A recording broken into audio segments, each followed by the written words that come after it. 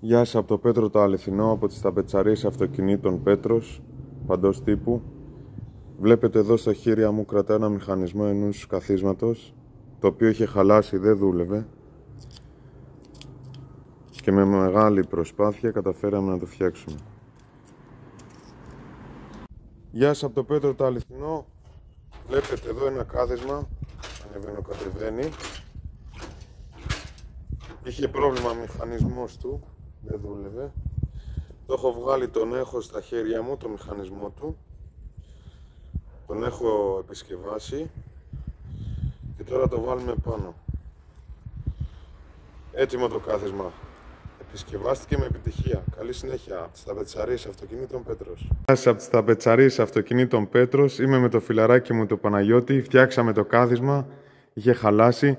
Κύριε Παναγιώτη, τι δεν δούλευε? Ο μηχανισμός πάνω κάτω. Το φτιάξαμε τώρα. Ναι. Έτοιμο, έτσι. Ναι. Καλή συνέχεια από το Πέτρο το Αληθινό. Βλέπετε εδώ το κάθισμα. Έτοιμο.